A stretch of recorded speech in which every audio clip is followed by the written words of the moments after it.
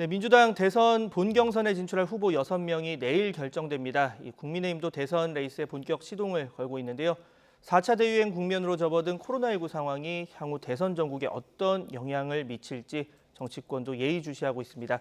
최민희 전 민주당 의원, 김병민 전 국민의힘 비대위원과 함께 자세한 내용 알아보겠습니다. 자, 두 분 어서 오세요. 안녕하세요. 네. 자, 저희가 두 분 여야 정치인을 모셨으니까 처음 이제 주제로 코로나 책임론을 가져와 봤어요. 그래서 이제 문재인 대통령 책임이다, 또 오세훈 시장 책임이다. 여야에서 이제 비슷한 목소리가 나오는데 서로 공격하는 포인트가 좀 비슷합니다. 뭐 오락가락, 섣부르게 방역 규제 완화 이런 걸 서로 얘기를 하고 있는데 먼저 여쭤볼게요. 먼저 정부 책임론부터 해서 자, 지금 4차 대유행이 이 방역 실패 탓이다. 지금 야당은 뭐 이렇게 보고 있는 겁니까? 일단은 엄중한 코로나 위기 속에서 서로에 대한 내 탓, 남 탓 공방을 하는 게 국민들께는 굉장히 불쾌하게 느껴질 수 있을 것 같습니다. 예. 정치권의 언행들이 좀 조심할 필요가 있다는 말씀을 먼저 드리고요. 네. 지금 국민들이 굉장히 당혹스러워하는 이유 중에 하나는 7월 달부터 코로나 위기를 좀 극복하고 거리 두기가 완화되고 실외에서는 마스크를 벗게 되는 등 상당 부분 방역 완화 조치에 대한 정부의 예측에 대해서 기대감을 갖고 있었던 측면이 큽니다. 저도 얼마 전에 이제 백신을 맞았기 때문에 네. 백신을 맞은 인원에 한해서는 여러 모임에서 예외 조치를 또 받을 수도 있다 이런 생각을 갖고 있었고요. 여러 식당들과 자영업자 입장에서는 이 정부의 조치에 따라서 7월부터 많은 내용들이 계획을 해놨을 겁니다. 일반적인 시민 여러분께서는 아마도 7월 달에 많은 휴가 계획들을 또 거기에 맞춰서 잡아놓기도 했을 거고요. 하지만 지금 갑작스러운 코로나 위기 상황에서 비추어 보건대 이러한 정부의 예측 능력들은 분명히 실패한 것은 아닌가라고 하는 우려들이 상당히 많이 제기되고 있기 때문에 여기에 대한 오락가락, 이 방역에 관련된 부분들 속에서 국민적 문제 제기들이 있다라는 점들을 말씀을 드리고요. 하지만 이 내용들을 서로 간의 책임 공방으로 떠넘기기 식으로 가다가는 이 엄중한 위기를 해결할 수 없기 때문에 여기에 대해서는 여야가 함께 이 문제가 있더라도 힘을 합쳐서 방역 조치에 최선을 다해야겠다는 말씀드립니다. 네, 김병민 의원님께서는 당내에서 나온 얘기보다 훨씬 더 좀 완화해서 얘기를 해주셨는데 지금 김기현 뭐 원내대표 같은 경우에는 이 방역 불감증 뭐 이런 얘기까지 썼고 자, 최민희 전 의원님께서는 또 SNS에 이런 글을 올리셨더라고요. 코로나 위기 국면마다 문재인 대통령 흔들기 뭐 정말 지긋지긋하다라고 얘기하셨는데 어떤 면에서 야당의 좀 얘기를 공세라고 보는 겁니까? 네, 지금 이제 4차 팬데믹까지 왔다는 건 1, 2, 3차에도 팬데믹이 있었다는 얘기잖아요. 예. 이건 대한민국만 겪는 게 아니고 전 세계가 다 겪었습니다. 그리고 1, 2, 3차 팬데믹을 정부와 국민이 잘 합심해서 이겨냈어요. 근데 돌아보시면 1차 팬데믹, 2차 팬데믹, 3차 팬데믹 왔을 때마다 야당은 지금 김기현 대표의 태도와 비슷했거든요. 근데 야당이기 때문에 이해는 합니다. 근데 어떻게 이렇게 반복됩니까? 그리고 저는 뭐 이건 인정해야죠. 어떤 상황이 벌어졌으면 집권 여당이 무한 책임져야 한다. 그건 맞아요. 그 무한 책임은 국민들께서 다 지켜보고 선거에서 반영하는 거지 지금 정부가 무슨 방역 불감증입니까? 그런 말 너무 심하세요. 그리고 지금 다들 걱정하고 있고 대책을 내놓는 거잖아요.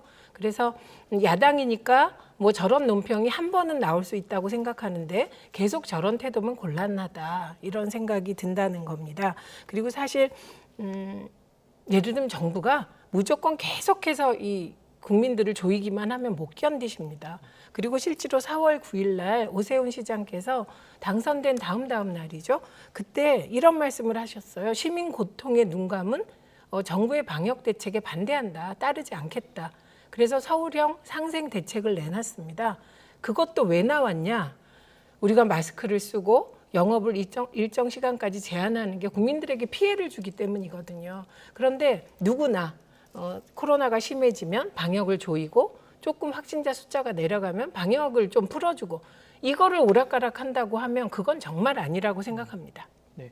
자, 이 방금 얘기한 오세훈 이제 서울형 상생 방역 상생 대책 관련한 뭐 실패다 이런 얘기도 나오고 있습니다. 워낙 서울에서 많이 나오다 보니까 네. 이 부분에 대해서 야당은 좀 어떻게 보십니까? 일단은 우리가 정부의 방침에 따라서 7월 1일부터는 사회적 거리두기가 완화되는 시점이었습니다. 하지만 그 완화되는 시점을 일부 연기를 하게 되죠.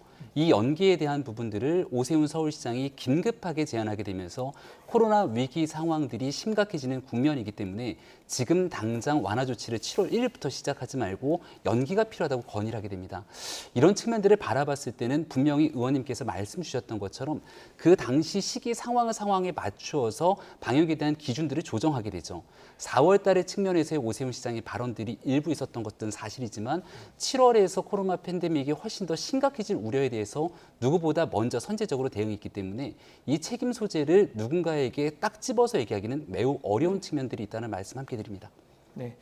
아무튼 지금 중요한 건 뭐 여야 사이의 책임론보다는 이제 이 문제를 어떻게 해결해 나갈지 뭐 이런 게 굉장히 중요하겠죠. 이런 차원에서 또 나오고 있는 얘기가 이 경제적으로 어려운 분들 많다 보니까 재난지원금 관련 언급이 나오고 있는데 지금 당정은 이 재난지원금 지급 범위를 아직 결정하지는 못했습니다. 민주당은 정부가 제시한 이 하위 80%보다는 확대를 하자는 입장인데요. 관련 발언부터 듣고 오시죠. 가능한 많은 국민들에게 혜택이 돌아갈 수 있도록 저희들이 논의하겠다 이런 말씀을 드리겠습니다. 80%밖에 줄 수 없다. 돈이 부족해서 그렇다라는 그런 논란에서 벗어나서 전 국민을 주는 것으로 하고 이것을 하기 위한 다양한 방안들을 마련해야 합니다. 자, 최민희 의원님, 전 정말 여당 입장이 궁금한데 처음에 이제 80% 그리고 또 전 국민 지급하자, 그러니까 100% 지급하자는 분들도 있었고 뭐 여러 가지 의견이 나왔습니다. 맞벌이 부분은 어떻게 하느냐, 뭐 등등 또 자산을 많이 가지고 있을 경우는 또 어떻게 걸릴 건지 지금 그러다가 지금 뭐 최근에 이제 4차 또 서울 지역 수도권 지역은 또 이렇게 심각해지면서 또 소상공인들 피해를 볼 거고 차라리 그 부분에 집중을 하자. 다양한 의견이 나오고 있어요. 좀 어떻게 정리되겠습니까? 우선 민주당 의원들의 다수는 전 국민 지급을 주장하고 있는 것으로 알고 있습니다. 의총에서도 그런 의견이 나왔고 이건 기재부가 강력하게 선별 지급을 주장했고 뭐 이런 상황입니다. 근데 네. 정부 여당은 이것도 불확실성을 빨리 없애는 게 더 중요하다고 저는 생각합니다. 근데 저는 개인적으로는 이번에 전 국민 지급을 하는 게 더 타당하다고 생각을 해요. 그리고 그동안에 2차, 3차가 선별 지급을 했잖아요. 근데 그 선별 지급은 하면 할수록 경계 사이에서 여러 가지 불만이 나올 수밖에 없는 상황이거든요. 그리고 재정이 문제가 된다면 80%에게 25만 원 줄 것을 전 국민에게 19만 원 줘도 그게 뭐 별 문제가 없다고 생각하고 그리고 이게 지역 화폐 형식이나 일정 기간을 두고 쓸 수 있는 그런 형식으로 하면 쓰게 되니까 이건 경제 활성화에도 도움이 될 것 같습니다. 그러나 지금 이 시점에서 더 중요한 것은 자꾸 논란을 거듭하지 말고 확실히 결정하는 것. 저는 이게 더 지금은 중요할 것 같습니다. 네. 반면 뭐 야당의 입장은 조금 다릅니다. 뭐 야당 전체 입장은 아니지만 국민의힘 대선 주자 이제 중에 한 명인 이 유승민 전 의원 같은 경우에 전 국민 재난지원금 그리고 추경까지 아예 재검토를 하자라고 하면서 얘기한 게 선별 지급. 그래서 피해가 큰 뭐 소상공인, 자영업자 이런 분들 위주로 지급하자 이런 얘기를 하고 있는데요. 아마 여야 정치권이 이 논의에 대해서 불을 붙일 거라고 저는 생각을 합니다. 전혀 상상하지 못했던 코로나 지금 4차 팬데믹의 위기로 가게 되면서 현장에 있는 소상공인 자영업자가 겪게 될 고통은 아마 이루 말할 수 없을 겁니다. 지금 유치원 같은 경우는 방학을 조금 당기면서 오히려 아이들의 이 유치원 학습에 대한 부분들도 일정이 전면 조정되고 있고요. 학교 같은 경우는 이제 돌아오는 주부터 원격 수업들이 시행되기 시작하게 되면 아이들을 키우고 있는 부모들 입장에서는 상당한 대혼란의 위기에 많은 국민들이 놓여질 수 있습니다. 문제가 코로나로 인해서 상대적으로 덜 피해를 보는 국민들도 많이 계실 것이고요. 이 코로나 위기 상황 때문에 본인의 생계와 그리고 삶 전체가 붕괴되는 직전에 가게 되는 국민들이 상당할 것으로 보입니다. 정부의 역할이라는 것은 정부가 갖고 있는 재정을 바탕으로 이런 위기 상황 속에서 어떻게 국민을 위해서 최선을 다하는지가 중요한 상황이기 때문에 지금 애당초에 나눠주겠다는 재난지원금의 논의들을 완전히 전면 재검토가 필요하다는 말씀을 다시 한번 드리고요. 재난지원금을 초창기에 나눠주는 이유는 코로나 팬데믹이 어느 정도 조정되기 시작하면서 완화 국면으로 가게 되고 여기에 그동안 어려웠던 경제적 마중물 역할을 하기 위해서 많은 국민들에게 80%건 100%건 재난지원금을 주는 일인데 지금은 그 재난지원금을 받아서 나가서 경기 활성화를 위해 소비를 하는 순간 오히려 코로나 위기가 더 확산될 수 있는 상황이니만큼 그 어렵게 확보한 재정을 바탕으로 위기 상황에 꼭 필요한 국민들에게 맞춤형 지원하도록 국회가 전면적으로 나서야 된다고 생각합니다. 자, 이건 하나 추가로 질문을 드릴게요. 방금 얘기를 뭐 좀 요약을 해보면, 그러니까 전 국민에 사실 돈을 줘서 뭐 경제를 좀 살리고 이런 게 전 국민 대상 재난지원금의 이제 순 기능인데 지금 상황에서는 뭐 전체 인구 절반 정도를 차지하는 수도권에서 거의 뭐 퇴근 이후에는 이제 밖에 좀 안 나가셨으면 좋겠다라고 할 정도로 좀 그런 부분이 있습니다. 이게 과연 소상공인들에게, 그러니까 피해를 보는 소상공인들에게 지금은 좀 집중해서 줘야 하는 때 아니냐 이런 얘기들을 하는 건데. 그러니까 이런 얘기가 다 반은 일리가 있고 반은 모순에 빠집니다. 왜냐하면 코로나가 지금 4차 팬데믹에 들어가서 심해졌어요. 예. 그러면 지금 일어난 피해는 계산할 수가 없잖아요. 그러니까 이건 과거를 보고 결정할 수밖에 없거든요. 그리고 또 하나는 이게 경기 활성화용 지원의 경우 지원하면 사람들이 나가게 되고 나가서 쓰게 되면 코로나가 심해지지 않느냐. 그거는 일반론적으로 맞습니다. 그런데 지금 전 국민에게 지급하는 걸 결정하잖아요. 그럼 이게 실제로 시행되는 건 한 달 이후예요. 그러면 지금 팬데믹으로 한 달 동안 극복 안 하겠다는 건 또 아니거든요. 그래서 늘 미래를 예측하고 대응하는 측면이 있기 때문에 뭐 저는 뭐 양쪽의 얘기가 다 뭐 하나는 다 맞고 하나는 다 틀리다. 지금 우리가 그런 상황이 아닙니다. 왜냐하면 코로나19가 이렇게 오래 갈지 아무도 몰랐거든요. 전 세계가 길을 찾아 헤매고 있는 거고 그 과정에서 여야가 갈등을 하거나 민주당 내에서 또 갈등을 하거나 정부 내에서도 기재부와 뭐 다른 부처가 이 사안을 놓고 갈등하는 것은 지극히 당연하다. 그래서 거듭 말씀드립니다만 두 가지 포인트예요. 하나는 지금 결정해도 지급은 적어도 2달이나 한 달 이후에 되죠. 최하 한 달 이후입니다. 그러니까 지금의 팬데믹 상황에서 나가서 소비하라는 게 아니다라는 거.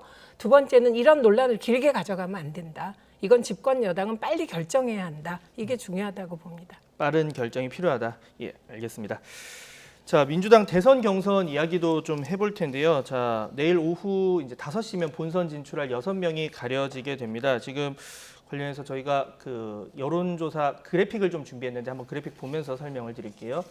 자, 또 최민희 의원님께 질문을 좀 드릴 수밖에 없는데 아무래도 당내에 이제 계시니까 그 뭐 순위를 지금 얘기하는 건 또 영향을 끼칠 수도 있으니 예상 순위까지는 아니어도 전체적으로 보면 1위, 2위 그리고 3위에서 5위가 비슷하고 6위에서 8위가 여론조사 상으로는 좀 비슷합니다. 그런 면에서 3등을 누가 할지 그리고 과연 이제 컷오프 마지막인 6위를 누가 할지 이런 부분 좀 궁금할 것 같은데 좀 예측? 궁금하긴 한데 이 네. 예측은 내일이면 틀리거나 맞거든요. 그렇죠. 그래서 이건 굉장히 리스크가 예. 큰 얘기인데 중요한 건 이 여론조사조차도 과거라는 거예요. 특히 그 당원들과 50% 여론조사잖아요. 네. 이 당원 50%는 저는 조직으로 거의 나누어져 있거나 이미 마음을 정한 사람이라고 보고 과연 이 여론조사에 누구를 지지하는 사람이 많이 전화를 받느냐는 문제인데 이것도 조직력과 굉장히 이렇게 연계되어 있습니다. 그러나 이 여론조사 흐름은 그대로 가기가 쉽다 이렇게 봐야죠. 왜냐하면 우리가 토론회 한 번으로 막 뒤집힐 것 같잖아요. 네. 그런 일이 일어나지 않습니다. 그래서 큰 대세가 만약에 바뀐다면 그건 적어도 토론회 한 번이 아니라 같은 토론회가 한 10번쯤 지속되고 그런 분위기가 계속 가다가 어느 순간에 질적으로 확 변화하는. 근데 아직은 이 순위가 바뀔 만한 그런 질적인 변화가 일어날 상황은 아닌 것으로 봅니다. 네. 내일 되면 아마 결과가 나올 텐데 그때 한번 지켜보도록 하겠고요. 자, 이 4차례 토론을 통해서 이재명 대 반 이재명 구도가 뭐 굳혀지는 모양새다 이런 분석도 나오고 있습니다. 그런데 이재명 지사 특유의 뭐 저돌적인 모습을 볼 수 없어서 좀 김 빠진 사이다라는 얘기까지도 뭐 나오고 있는데요. 관련 영상 모아봤습니다. 직접 보시죠. 우리 이재명 후보님은 그전에는 그렇게 자신감을 쳤는데 지금 부자 몸조심 하시는 건지 김 빠진 사이다가 아니냐 이런 우려가 듭니다. 제가 주장하는 정책이 언제나 100% 옳다 이렇게 말할 수는 없는 것이죠. 그 소위 말하는 스캔들에 대해서 이제 그 얘기는 이제 그만합시다 이렇게 말씀하셨는데 제가 혹시 바지 한 번 더 내릴까요? 그거하고는 다른 어떻게 하라는 겁니까? 제가 지나쳤던 것 같습니다. 사과드립니다. 마녀 사냥 같은 느낌이 조금 들기도 했는데 뭐 그것도 경쟁의 한 부분으로 제가 다 수용해야 된다고 생각합니다.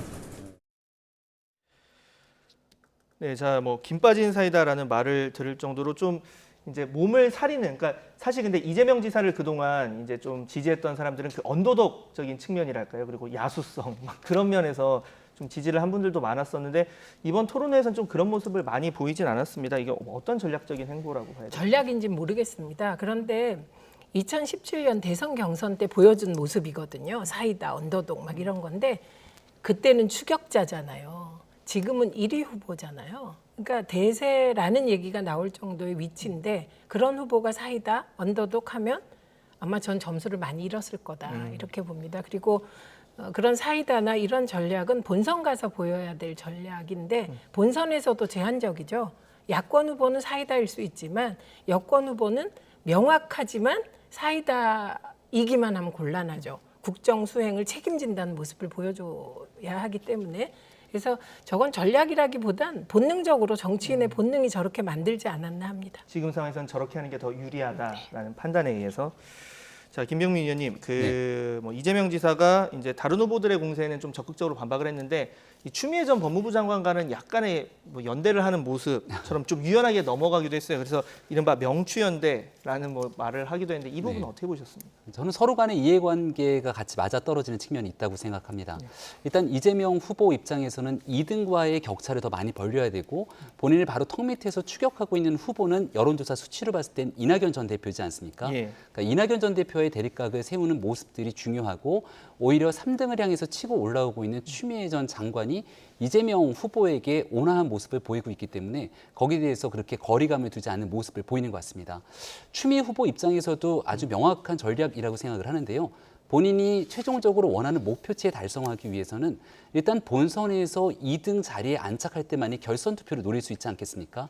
그러면 1등과 맞서 싸우는 모습보다는 2등을 끌어내기 위한 전략이 필요하기 때문에 오히려 이재명 지사와 맞서 싸우기보단 이낙연 전 대표와 맞서 싸우는 모습들이 필요할 텐데요. 정치라는 건 그때그때 살아 움직이는 생물이기 때문에 만약 추미애 후보의 지지율이 이낙연 전 대표의 지지율만큼 올라오게 되는 순간 지금의 전략들은 또 완전히 바뀔 수 있다고 생각합니다. 네.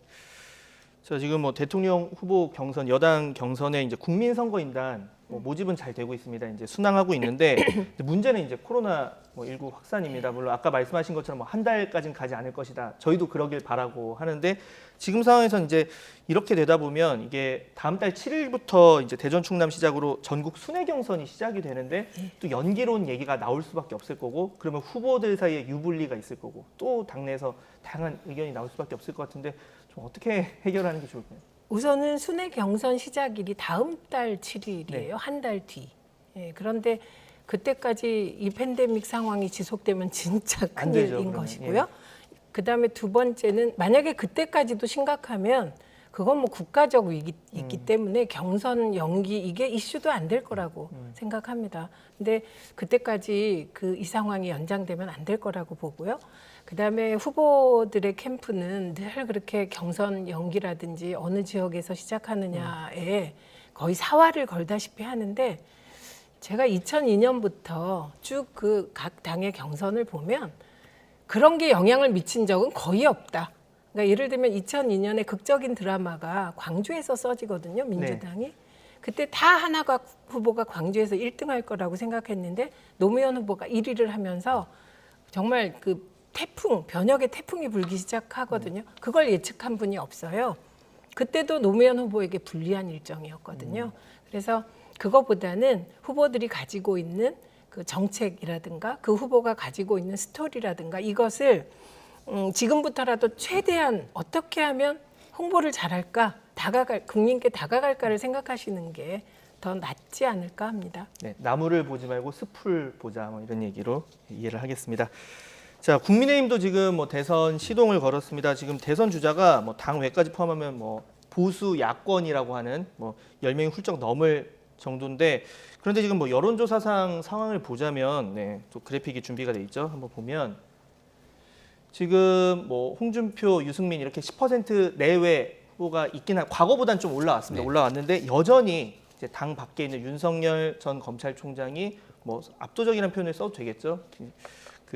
이제 지지율이 여론조사상으로 높은 상황입니다. 당내에서 고민 굉장히 많을 것 같은데요. 그럼에도 불구하고 과거처럼 분열돼서 치르는 선거가 아님을 윤석열 전 총장도 확인하고 있고 국민의힘 내에서도 그리고 이를 지지하고 있는 많은 지지층에서도 그러한 믿음은 확고하게 갖고 있습니다.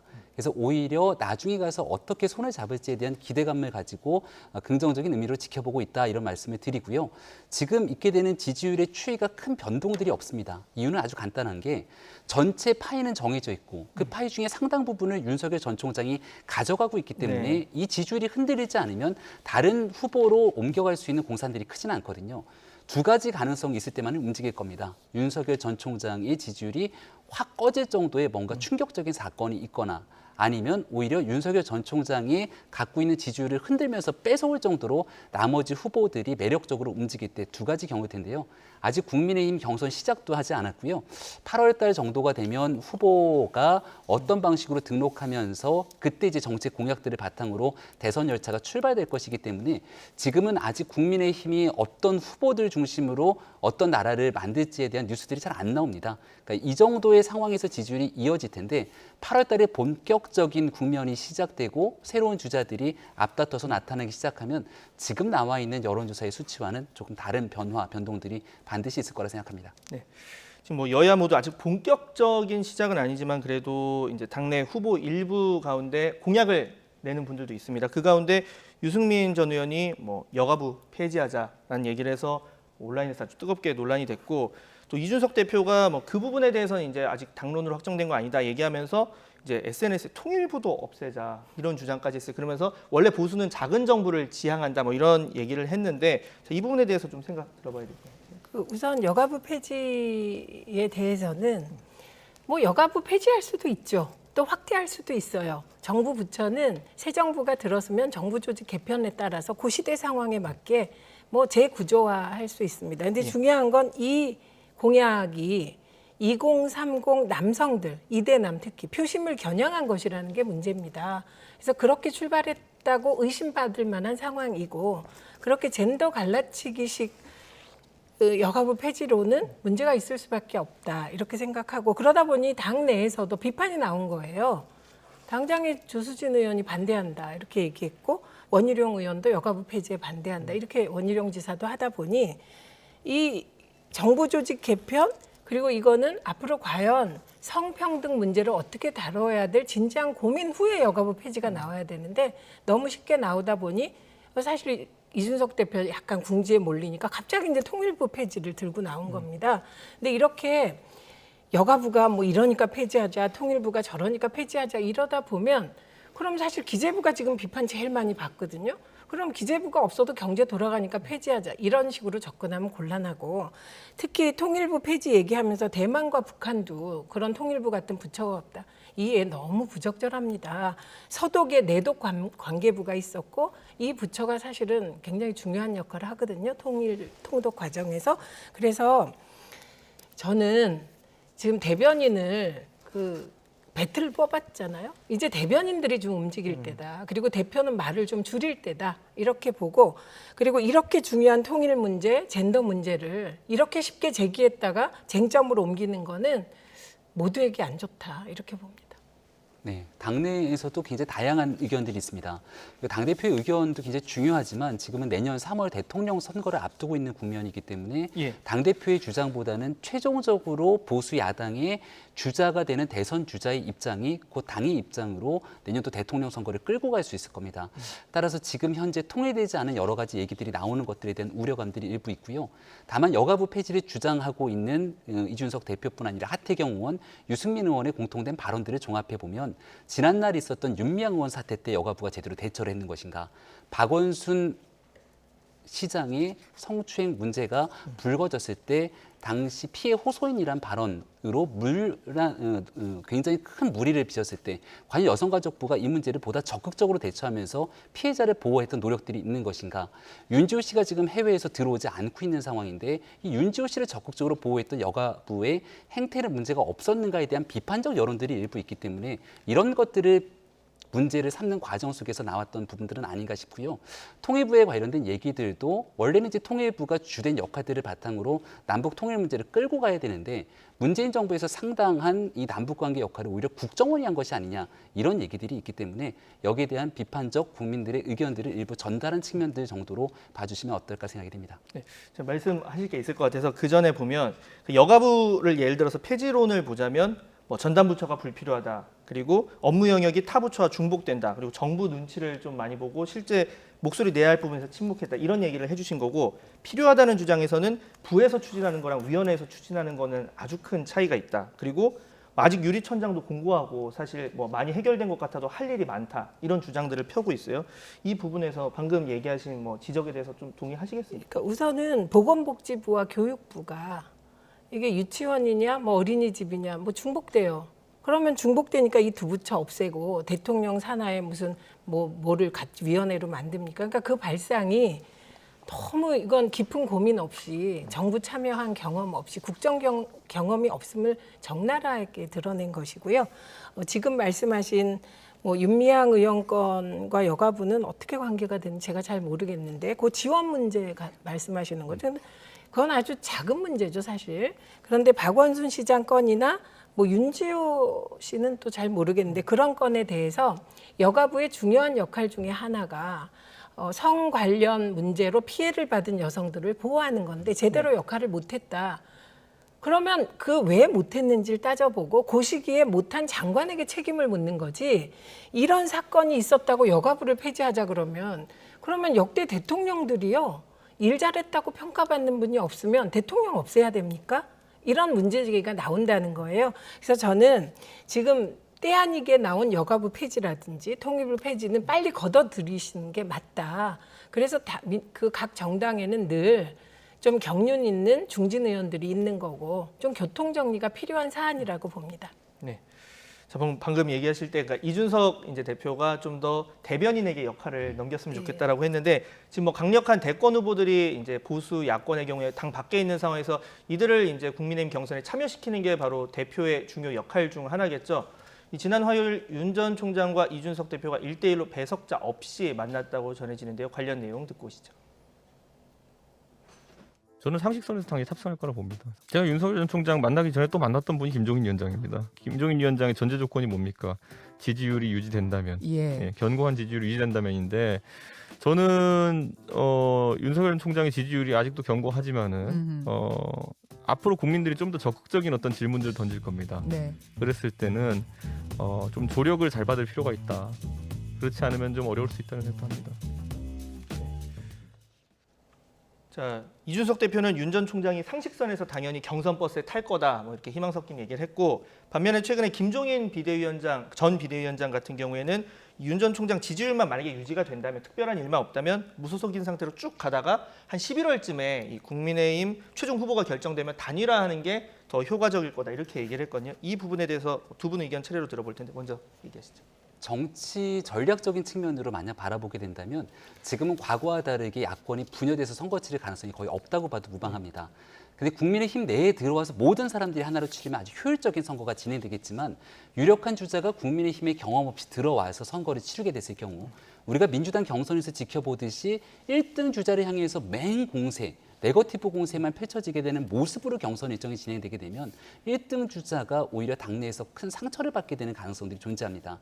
그런 측면에서 봤을 때 김종인 위원장의 생각은 바깥에서 조금 더 새로운 정치 그리고 국민의힘이 담아내지 못하는 중도 외연 확장에 많은 사람들과 함께하면서 그 에너지를 끌고 갈 수만 있다면 나중에 같이 함께 시너지 효과를 낼 수 있는 단일화라는 게 국민들 보시기에 더 큰 컨벤션 효과를 가져올 수 있다. 이렇게 지켜보고 있는 것 같고요. 이준석 대표 입장은 매우 당연하죠. 본인이 당대표로 있기 때문에 당대표로 있는 동안 바깥에 있는 사람 다 끌고 들어와서 국민의힘 내에서 선거를 치를 때만이 본인의 당대표로서의 업적들이 남는 거기 때문에 이해관계와 여러 가지 생각들, 발언들은 주어진 위치에 따라서 조금씩 다를 수밖에 없다고 생각합니다. 저는 뭐 저 말에 토달 게 없습니다. 너무 정확하게 말을 하셨고요. 그러나 중요한 건 형식인데요. 저런 건 대표가 언론에 나가서 저렇게 말씀하시면서 하는 일이 아니에요. 왜냐하면 대표의 말로 뭐가 이루어지지 않거든요. 그러니까 예를 들면 사람의 마음이라는 게 특히 대권에 나온 후보들의 마음이라는 게 좀 복잡하겠습니까? 그리고 그 딱 하나의 기준은 내 몸값을 최대한 올리자지 몸값 떨어뜨리고 싶은 분 없어요. 그리고 대권 후보 정도 되는 분들은 사실은 자긍심이나 자부심도 굉장히 강하지 않겠습니까? 그래서 굉장히 조심하게 문을 두드리는데 전혀 조심하지 않으시고 저렇게 막 하는 것은 아마도 이 협상 과정에 도움이 되지 않을 것이다. 그래서 이제는 이럴 때 보통 협상을 담당하는 단위를 꾸리죠. 그래서 그쪽에서 최대한 뭔가 정지 작업을 하고 마지막에 이제 마무리를 할 때는 대표와 들어오는 후보가 마무리를 해야지 저렇게 대표가 자꾸 나서는 것은 리스크가 커지는 요인이 된다고 봅니다. 네. 자, 마지막 질문 하나 더 드리겠습니다. 윤석열 전 총장 관련인데요. 요즘 청와대 향해서 좀 각도 세우고 있는데, 자, 부인 관련한 이른바 줄리 의혹도 있고 또 논문 표절 의혹에 대해서도 적극 반박하는 모습을 보이면서 이런 얘기를 했어요. 민주당을 향해서 이재명, 정세균, 추미애 이 여당 대선 후보들 본인 논문 표절 의혹에 대해서부터 명확한 입장 표명하고 조치 취해라. 이거는 아무래도 좀 의도가 어느 정도 보이긴 하는데 좀 어떻게 보십니까? 잘못하신 말씀이죠. 김건희 씨가 대통령 후보입니까? 왜 대통령 후보들하고 그 윤석열 후보 부인이 비교돼야 합니까? 왜 그렇게 하시는 건 아니죠. 그 부분은. 왜냐하면 나머지 세 분이 논문 문제가 있으면 그건 당연히 검증해야 되죠. 그거는 어떤 차원에서? 대권 후보 검증 차원에서. 지금 김건희 씨는 사인이고요. 오직 윤석열 후보의 부인일 뿐이거든요. 근데 부인과 그 후보들을 똑같이 얘기하고 말씀하시는 건 저건 격에 맞지 않는 말씀이시고요. 그리고 이거와 관련해서 또 말씀하셨죠. 국민대가 절차에 따라 할 것이다. 이 부분에 대해서도 불만이 많더라고요. 어떤 불만이냐면 그러면 조민 씨의 경우는 공주대가 인턴이나 그 논문에 어떤 이름이 들어간 거 공주대가 절차상 문제 없다고 2번이나 입장을 표명했는데 기소했거든요. 그건 뭐냐고요. 그러니까 김건희 씨는 윤 후보의 아내이기 때문에 대학의 절차에만 맡기고 조민 씨는 조국 전 장관의 딸이기 때문에 대학이 문제 없다 그러는데 검찰이 개입해서 기소하고 이건 아닌 것 같습니다. 그리고 또 하나는 우리 아내는 술을 안 좋아하고 새벽 2, 3시까지 공부한다는데 이 말도 실수세요. 왜냐하면 지금 논문에 대한 검증 들어갔는데 특히 한 논문에서 회원 유지를 영작하는 과정에서 멤버 유지. 유지를 그대로 영어로 네, 그거를 YUJI. 그래서 이게 사전을 바꿔야 되냐 이런 얘기가 나올 지경인데 새벽 2, 3시까지 공부하는데 그런 실수가 나오는 건 납득이 안 되잖아요.